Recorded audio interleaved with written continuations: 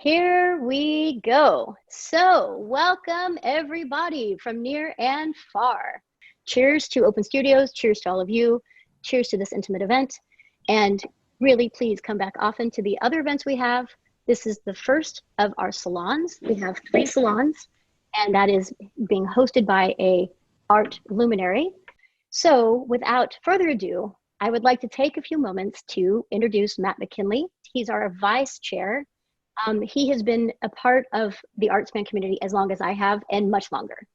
And he has been an integral part in me feeling just incredible and amazing about our population, the work we do, and the San Francisco artist landscape. He really is an amazing human that loves art, and he has been working since 1999. He is a San Francisco native, and he has created and designed hundreds of exhibitions. His curatorial approach, for those of you who don't know him, many of you do, is renowned for his keen eye for color relationships, his sensitivity in facilitating imagery interaction within his loyal designs, and his layouts are unparalleled. The diversity of topics that he addresses through his thematic exhibits is amazing. And if any of you have heard him be a moderator for one of us or heard him speak about art, you know it's really amazing. He's very heartful, very thoughtful, and he really, really does love art and artists. And I'm going to go ahead and leave it here for Matt to pick up and tell you more about his theme and his approach for the night, and really why art matters, and most importantly, why artists matter, because without artists, we don't have art. And without art, we don't have a world in which keeps us all as one whole. So thank you all for being here. From the bottom of my heart, I have not been more excited. Really, thank you, Matt, and thank you, Diane, for taking the show away. So here we go. Thank you, Joan. It's an honor for me to be able to host this initial art salon for Artspan and to officially kick off Fall Open Studios. I'm so excited. Folks, this is a win for the Bay Area arts community. It was never a debate really about whether Open Studios would happen this year, only how it would happen. And I think Executive Director Joan Madonna and her staff, along with consultant Audrey Heller, they've done an incredible job in producing this year's event.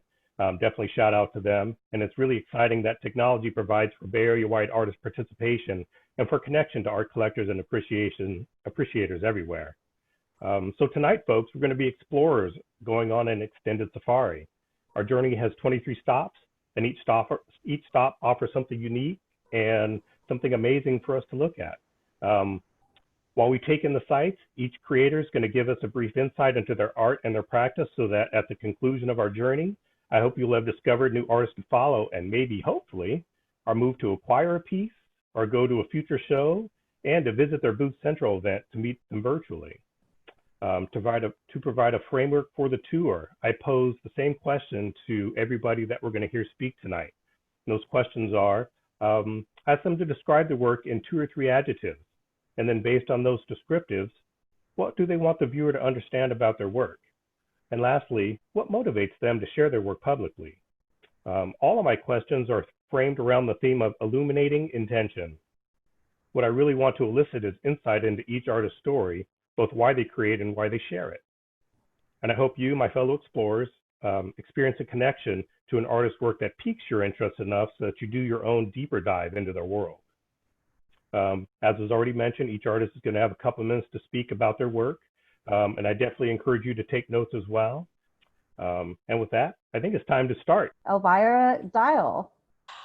In creating this piece, I wanted to create something grand, massive, and at the same time light and airy, levitating. Something with lots of air around it to breathe. Something timely, relatable and distant, and at the same time clearly unclear. This work is titled Portola, and it was created in shelter-in-place time, about between May and August. Sometime in April, a young couple approached me to make an artwork for them. And so this piece and another one, this is a quite large work. It's, well, it's no longer on the screen, but it's 4 feet by 10 feet.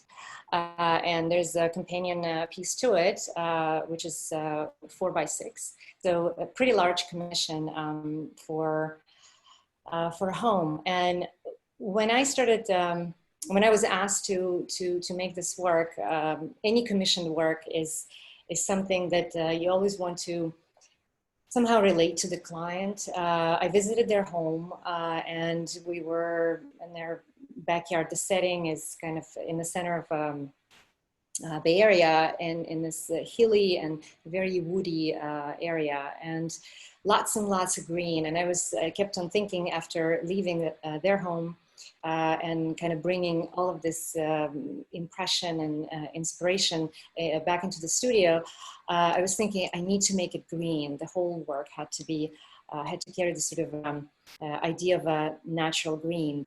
Appreciate your words. Thank you.